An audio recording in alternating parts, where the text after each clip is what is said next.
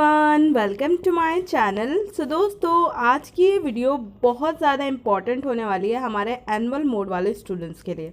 So guys, हमारे जितने भी एनुअल मोड के स्टूडेंट हैं दोस्तों, आप सबके OBE एग्ज़ाम के लिए आज मैं आप लोगों के लिए लेकर आ गई हूँ आपका एक और इम्पॉर्टेंट टॉपिक की वीडियो। सो दोस्तों, आज की इस वीडियो के अंदर हम लोग डिस्कस करने वाले हैं हमारे BCom third year political science subject के बारे में। एंड दोस्तों, आज मैं आप लोगों के साथ डिस्कस करने वाली हूँ यथार्थवाद का टॉपिक। दोस्तों, यथार्थवाद से रिलेटेड ऑलरेडी एक वीडियो मैं आप लोगों को प्रोवाइड कर चुकी हूँ। एंड दोस्तों, जैसा कि मैंने आप लोगों को पहले से ये चीज़ बताई है कि यथार्थवाद बहुत बड़ा टॉपिक है, लेकिन दोस्तों ये आप लोगों के एग्जाम पॉइंट ऑफ व्यू से बहुत इंपॉर्टेंट है। इसलिए दोस्तों मैं आपको इस टॉपिक को पूरा अच्छे से कवर कराने वाली हूँ। सो दोस्तों, आज की इस वीडियो के अंदर हम लोग डिस्कस करने वाले हैं मार्गेंथो के यथार्थवाद के 6 सिद्धांत। सो दोस्तों, आज की ये वीडियो पार्ट 2 होने वाली है। एंड दोस्तों, आज हम मार्गेंथो के यथार्थवाद के 6 सिद्धांत के बारे में डिस्कस करने वाले हैं। तो चलिए दोस्तों, फटाफट से 1 बाय 1 करके सारे पॉइंट्स को डिस्कस करना शुरू करते हैं। एंड दोस्तों, जो पार्ट फर्स्ट की वीडियो है वो ऑलरेडी मैंने आप लोगों के साथ शेयर कर दिया है, उसकी लिंक आपको नीचे डिस्क्रिप्शन में मिल जाएगी। तो चलिए दोस्तों, फटाफट से हम देख लेते हैं हमारा फर्स्ट पॉइंट जिसके बारे में हम लोग डिस्कस करने वाले हैं। सो दोस्तों, हमारा फर्स्ट पॉइंट है मार्गेंथो का यथार्थवादी सिद्धांत। मार्गेंथो को अंतर्राष्ट्रीय संबंधों के यथार्थवादी उपागम का मुख्य प्रवर्तक माना जाता है। ये सिद्धांत राष्ट्रों के मध्य शक्ति के लिए संघर्ष के सभी पहलुओं का अध्ययन करता है। मार्गेंथो ने अपनी प्रसिद्ध कृति राष्ट्रों के मध्य राजनीति यानी कि पॉलिटिक्स अमंग नेशन में यथार्थवादी सिद्धांत की विस्तृत व्याख्या की है। वे प्रथम विद्वान थे जिन्होंने एक यथार्थवादी प्रतिमान रियलिस्टिक मॉडल विकसित किया है। इस क्षेत्र में उनके इस महान योगदान के कारण अनेक विद्वान यथार्थवाद और मार्गेंथो को समानार्थी मानते हैं। राजनीतिक यथार्थवाद को समझने और उसके व्यवहार में लाने के लिए मार्गेंथो ने 6 सिद्धांतों का प्रतिपादन किया है जो इस प्रकार है। सो दोस्तों, हमारा फर्स्ट पॉइंट के अंदर बताया गया है कि बेसिकली जो मार्गेंथो हैं उन्होंने यथार्थवाद के अंदर सबसे ज़्यादा अपना योगदान दिया है। एंड जब भी हम बात करते हैं यथार्थवाद की, सो दोस्तों मार्गेंथो यथार्थवाद के सबसे इम्पॉर्टेंट थिंकर हैं जिन्होंने यथार्थवादी सिद्धांत के बारे में बताया है। सो दोस्तों, यथार्थवाद से रिलेटेड मार्गेंथो ने कंप्लीट इन्फॉर्मेशन अपनी बुक के अंदर दी है। उनकी बुक का नाम दोस्तों आप लोगों को ज़रूर ध्यान रखना है। दोस्तों, मार्गेंथो की बुक का नाम है राष्ट्रों के मध्य राजनीति यानी कि पॉलिटिक्स अमंग नेशन। सो दोस्तों, मार्गेंथो से रिलेटेड ऑलरेडी काफ़ी सारी डिटेल मैंने आप लोगों के साथ पार्ट फर्स्ट के अंदर डिस्कस की थी कि बेसिकली मार्गेंथो कौन थे, उनका जन्म कब हुआ था, वो कहाँ से थे, सारी चीज़ें मैंने आपको पार्ट फर्स्ट के अंदर बताई थी। सो दोस्तों, इस बुक के अंदर मार्गेंथो ने यथार्थवादी सिद्धांत के बारे में बताया है। और मार्गेंथो पहले ऐसे विद्वान थे जिन्होंने यथार्थवाद को लेकर एक रियलिस्टिक मॉडल तैयार किया था। तो इसीलिए दोस्तों, मार्गेंथो के इस योगदान के कारण काफ़ी सारे जो बड़े बड़े थिंकर्स हैं वो मार्गेंथो का यथार्थवाद ही इसको नाम देते हैं, यानी कि यथार्थवादी सिद्धांत को मार्गेंथो का मानते हैं पूरी तरह से। तो दोस्तों, इस तरीके से आप लोगों को इस पॉइंट को ध्यान रखना है। एंड दोस्तों, यथार्थवाद को समझने के लिए मार्गेंथो ने 6 सिद्धांत दिए हैं जिसमें से हम डिस्कस करने वाले हैं हमारे पहले सिद्धांत के बारे में। सिद्धांत है उसके अंदर बोला गया है कि मानवीय स्वभाव के वस्तुनिष्ठ कानूनों पर आधारित राजनीतिक सिद्धांत। मार्गेंथो के अनुसार राजनीति सामान्य समाज की तरह उस वस्तुनिष्ठ नियमों द्वारा संचालित होती है जिसकी जड़ मानव स्वभाव में है। मार्गेंथो के अनुसार राजनीति पर प्रभाव डालने वाले सभी नियमों की जड़ प्रकृति में होती है। मनुष्य जिन नियमों के अनुसार संसार में क्रियाकलाप करता है वे सार्वभौमिक है और ये नियम नैतिक मान्यताओं से हमेशा अछूते रहते हैं। उसका मत है कि राजनीति के किसी भी सिद्धांत को केवल नवीनता या पुरानेपन के आधार पर बहिष्कृत नहीं किया जा सकता, बल्कि उसे विवेक व अनुभव की द्विपक्षीय परीक्षा के अंतर्गत लाया जाना चाहिए। इस प्रकार यथार्थवाद के लिए तथ्यों को निश्चित करने तथा विवेक द्वारा उनमें सार प्रदान करने में ही सिद्धांत निहित होता है। इस प्रकार मार्गेंथो के प्रथम सिद्धांत के अनुसार राजनीति कुछ ऐसे वस्तुनिष्ठ नियमों व कानूनों के आधार पर चलती है जो मानव स्वभाव पर आधारित होते हैं। इनका ज्ञान प्राप्त करके हम राजनीति का अध्ययन कर सकते हैं तथा इनका ज्ञान मानव संबंधों के इतिहास के अध्ययन से प्राप्त किया जा सकता है। ऐसा करने से तथ्यों तथा तर्क पर आधारित राजनीतिक सिद्धांत की रचना की जा सकती है। तो दोस्तों, हमारे पहले सिद्धांत के अंदर मार्गेंथो बताते हैं कि जो हमारी राजनीति है वो कुछ ऐसे नियम और कानूनों पर आधारित है जिसकी जड़ मानव स्वभाव के अंदर है। जिस तरीके से एक मनुष्य संसार के अंदर रहता है, अपने सारे काम करता है, जो भी हम क्रियाकलाप करते हैं वो किसके लिए करते हैं? वो हम स्वयं के लिए करते हैं, खुद के लिए करते हैं। इसीलिए हमेशा हमारे लिए जो सही होता है, जो चीज़ सही होती है, हम उसी टाइप के नियम बनाते हैं और इन नियमों में हमेशा नैतिक मान्यताओं को स्थान मिले ऐसा ज़रूरी नहीं है। ये नियम हमेशा नैतिक मान्यताओं से अछूते रहते हैं, ऐसा मार्गेंथो कहते हैं। मार्गेंथो यहाँ पे ये भी कहते हैं दोस्तों कि हम जब किसी सिद्धांत की बात करते हैं राजनीति के अंदर, तो उस सिद्धांत को हम सिर्फ ये कहकर के वो बहुत ज़्यादा नया है या बहुत ज़्यादा पुराना है ये कहकर उसका बहिष्कार नहीं कर सकते।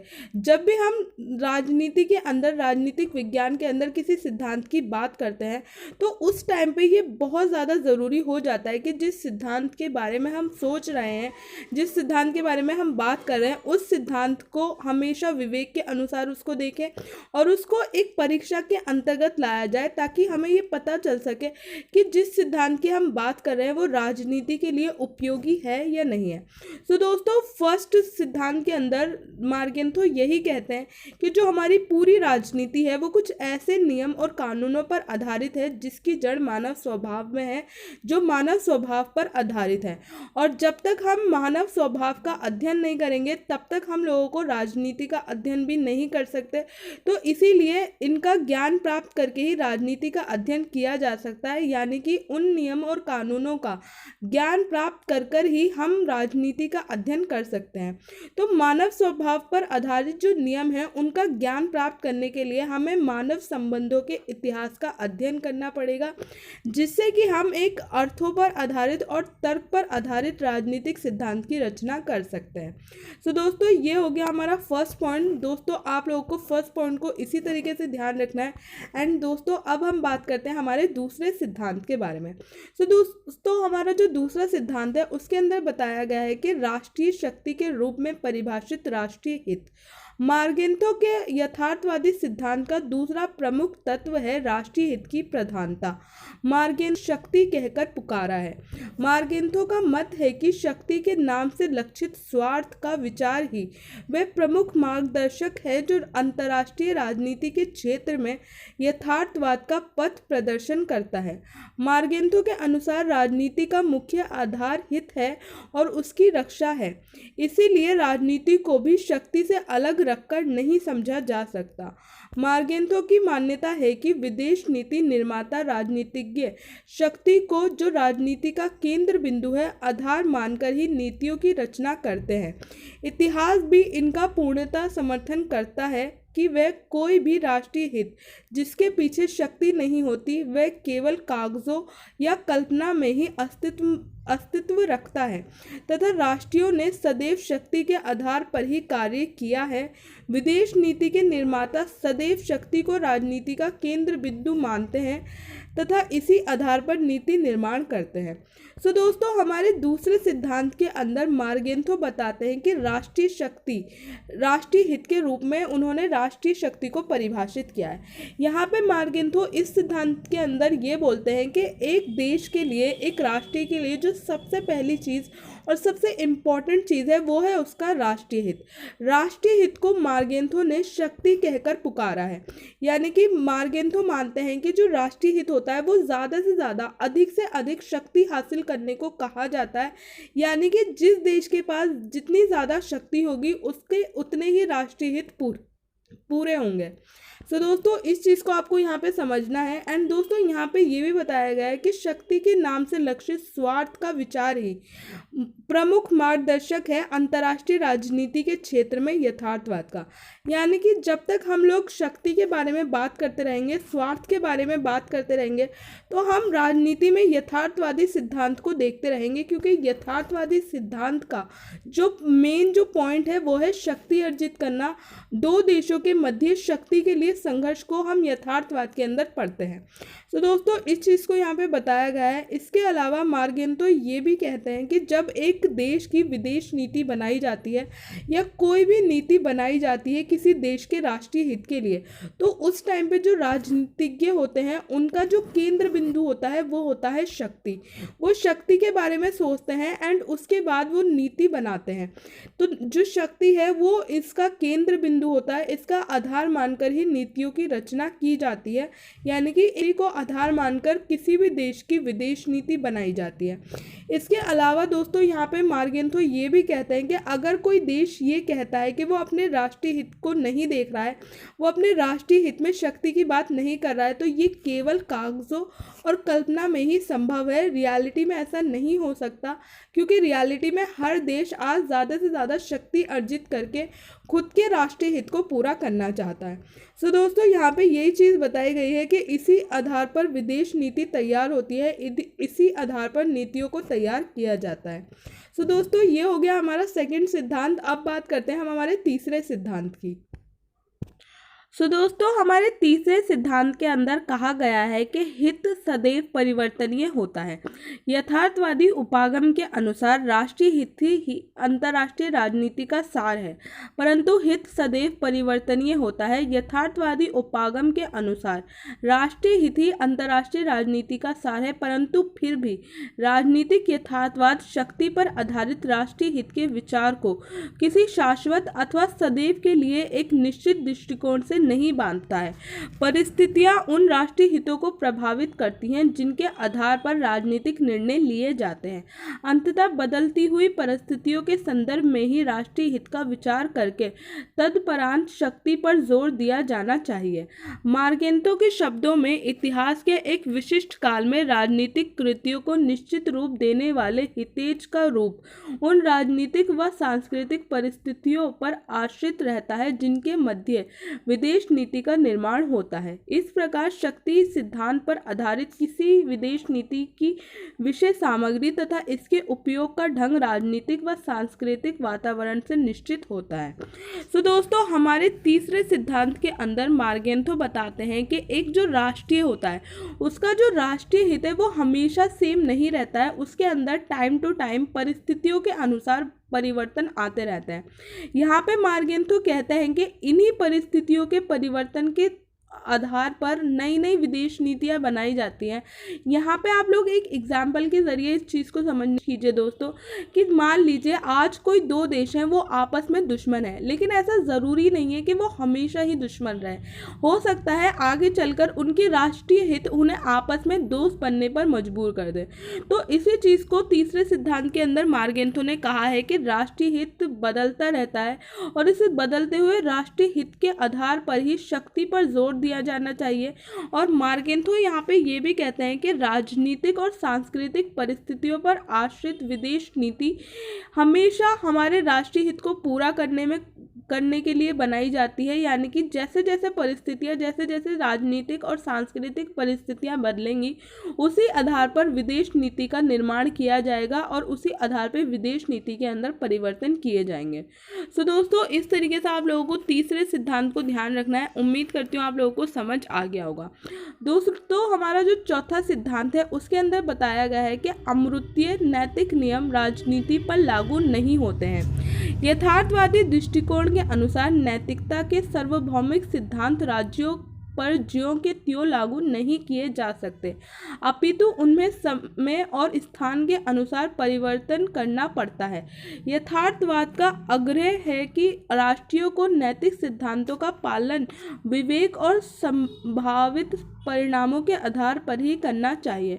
बिना विवेक की राजनीतिक नैतिकता का कोई अर्थ नहीं है। मार्गेंतो के शब्दों में बुद्धिमत्ता के बिना यानी किसी कथित नैतिक कार्य के राजनीतिक परिणामों पर ध्यान दिए बिना राजनीतिक नैतिकता नहीं हो सकती। यथार्थवादी बुद्धिमत्ता को वैकल्पिक राजनीतिक कार्यों के परिणामों की तुलना करना सबसे उत्तम गुण मानते हैं। तो दोस्तों हमारे 4th पॉइंट के अंदर यानी कि हमारे चौथे सिद्धांत के अंदर बताया गया है, मार्गेंथो यहाँ पे कहते हैं कि जो अमूर्तीय नैतिक नियम होते हैं वो राजनीति पर लागू नहीं होते हैं। यानी कि जो बोला जाता है कि नैतिकता से आज वर्तमान में राजनीति में अपना स्थान बनाए रखना चाहिए, तो जो नैतिकता के जो सिद्धांत होते हैं वो हमेशा किसी भी देश के ऊपर ज्यों के त्यों लागू नहीं किए जाते, हमेशा उनके अंदर चेंजेस किए जाते हैं और उनके बाद उनको लागू किया जाता है। यथार्थवाद ये आग्रह करता है कि राष्ट्रीय को नैतिक सिद्धांतों का पालन विवेक और संभावित परिणामों के आधार पर करना चाहिए। यथार्थवाद हमेशा ये चीज़ बोलता है कि एक देश के लिए, एक राष्ट्रीय के लिए सबसे पहली चीज़ है अपने राष्ट्रीय हित को पूरा करना, उसके बाद उसको नैतिकता और सारी चीज़ों के बारे में सोचना चाहिए। अगर वो पहले से ही नैतिकता के सिद्धांत के पीछे जाएगा और बाद के परिणामों के बारे में नहीं सोचेगा या फिर नैतिकता के सिद्धांत को अपने विवेक और बुद्धि के आधार पर नहीं अपनाएगा, तो ये चीज़ उसके राष्ट्रीय हित के लिए बहुत ज़्यादा बुरी होगी। तो यहाँ पे मार्गेंथो यही कहते हैं कि बुद्धिमत्ता के बिना किसी भी कथित नैतिक कार्य का राजनीतिक परिणामों पे ध्यान दिए बिना राजनीतिक नैतिकता नहीं हो सकती। यानी कि राजनीति में नैतिकता हम जब तक नहीं कर सकते जब तक हम उसके परिणामों को और उसका जो अर्थ है उसको ना समझें। तो दोस्तों इस चीज़ को आप लोगों को यहाँ पे इस तरीके से समझना है। उम्मीद करती हूँ आप लोगों को अच्छे से क्लियर हो गया होगा। दोस्तों अब बात करते हैं हम हमारे 5वें सिद्धांत की, जो कि है विश्व व राष्ट्रीयों के सामान्य नैतिक नियम भिन्न भिन्न। यथार्थवादी सिद्धांत के अनुसार राष्ट्रीय, राज्य या विश्व के सामान्य नैतिक नियम पृथक पृथक होते हैं। किसी सार्वभौमिक नैतिक नियम कानून का पालन प्रत्येक देश के लिए अवश्य ही लाभदायक होगा, ये सही नहीं है। ये भी संभव है कि वह राष्ट्रीय के लिए गंभीर परिणाम उत्पन्न कर दे। नैतिक सिद्धांतों के लिए अपने राष्ट्रीय हित को बलिदान कर देना किसी भी व्यक्ति के लिए बुद्धिमत्ता पूर्वक नहीं माना जा सकता। साथ ही राजनीतिक उद्देश्य के लिए नैतिकता की भी इतिहासकार उचित नहीं मानते हैं। ये दोनों ही अतिवादी हैं और बचाव का उपयुक्त मार्ग यही है कि प्रत्येक देश अपनी राष्ट्रीय हित की दिशा में अग्रसर हो। तो दोस्तों हमारे 5वें सिद्धांत के अंदर मार्गेंथो बोलते हैं कि राष्ट्रीयों के बीच नैतिक नियम भिन्न भिन्न हो सकते हैं। यानी कि यथार्थवादी सिद्धांत के अनुसार राष्ट्रीय या विश्व के लिए सामान्य नैतिक नियम पृथक पृथक हो सकते हैं। यानी कि मान लीजिए अगर पूरे विश्व के लिए कोई कानून बनाया गया है नैतिकता को ध्यान में रखते हुए, तो ज़रूरी नहीं है कि वो हर देश के लिए अच्छा ही साबित हो या सभी देशों को उस नियम से लाभ मिले। हो सकता है किसी देश को उस नियम के कारण गंभीर परिणाम देखने पड़े। इसीलिए हमेशा ये कहा जाता है मार्गेंथो के अनुसार कि नैतिकता के सिद्धांत के लिए अपने राष्ट्रीय हित को बलिदान कर देना किसी भी व्यक्ति के लिए बुद्धिमत्ता का काम नहीं है। यानी कि ज़रूरी नहीं है कि हम नैतिकता के पीछे भागने के कारण अपने राष्ट्रीय हित पे ध्यान ना दें। अगर कोई देश ऐसा करता है तो ये उसकी सबसे बड़ी मूर्खता है, क्योंकि राजनीतिक उद्देश्य के लिए नैतिकता पे ध्यान देना और उसके लिए अपने राष्ट्रीय हित को कुर्बान कर देना ये बिल्कुल भी सही नहीं है और इतिहासकार भी इसे उचित नहीं मानते हैं। इतिहासकार बोलते हैं कि अगर कोई देश ऐसा करता है तो या तो वो अतिवादी है और बचाव का जो उपयुक्त मार्ग है, यानी कि इस चीज़ से बचने का जो सबसे सही रास्ता है वो यही है कि खुले आम यानी कि बिल्कुल सबके सामने खुलकर ये कहा जाए कि हम हमारे राष्ट्रीय हित को पूरा करने के लिए कोशिश कर रहे हैं और सभी देशों को ऐसा करना भी चाहिए। तो दोस्तों ये हो गया हमारा 5वां पॉइंट। एंड दोस्तों अब बात करते हैं हम हमारे 6ठे पॉइंट की। दोस्तों हमारा 6ठा सिद्धांत है अंतर्राष्ट्रीय राजनीति की स्वायत्तता। यथार्थवादी सिद्धांत राजनीतिक क्षेत्र में स्वायत्तता की मांग करता है। मार्गेंथो के अनुसार यथार्थवादी राजनीतिक क्षेत्र में स्वायत्तता का समर्थन करते हैं, जैसे अर्थशास्त्री, विधिवेत्ता व नीति शास्त्र का लेखक अपनी अपनी स्वायत्तता का समर्थन करते हैं, वह शक्ति के नाम से वर्णित स्वार्थ के रूप में सोचते हैं। जैसे अर्थशास्त्री धन नामक स्वार्थ को लेकर विचार करते हैं, विधिवेत्ता कानून की वैधिक नियमों की अनुरूपता का और नीति शास्त्र का लेखक कार्यों की नैतिक सिद्धांतों की अनुरूपता का विचार करता है। दोस्तों 6 पॉइंट के अंदर बेसिकली मार्गेंथो ये डिमांड करते हैं कि जो यथार्थवादी सिद्धांत है उसे राजनीति के अंदर एक विशेष स्थान मिलना चाहिए, उसे एक बिल्कुल सेपरेट सब्जेक्ट के तौर पर पढ़ा जाना चाहिए। जिस तरीके से हम अर्थशास्त्र को, विधिवेत्ता को या फिर हम अलग अलग नीति शास्त्रों को पढ़ते हैं, उसी तरीके से यथार्थवादी सिद्धांत को भी राजनीति के अंदर एक अलग स्थान मिलना चाहिए, उसको एक अलग सब्जेक्ट के तौर पर देखा जाना चाहिए। तो दोस्तों इस तरीके से हमारे छठे सिद्धांत के अंदर अंतर्राष्ट्रीय राजनीति में अलग स्वायत्तता की डिमांड करता है यथार्थवादी सिद्धांत। तो दोस्तों यहाँ पे हमारे सारे पॉइंट खत्म होते हैं। उम्मीद करती हूँ दोस्तों आप लोगों को सारे पॉइंट अच्छे से समझ आ गए होंगे। दोस्तों आप लोगों को किसी भी तरीके का कोई भी डाउट हो तो आप लोग मुझे नीचे कमेंट करके पूछ सकते हैं। इसके अलावा गाइस इससे रिलेटेड 2 वीडियो और आप लोगों के लिए आने वाली हैं, तो दोस्तों उन दोनों वीडियोस को भी आप लोग फॉलो कीजिएगा।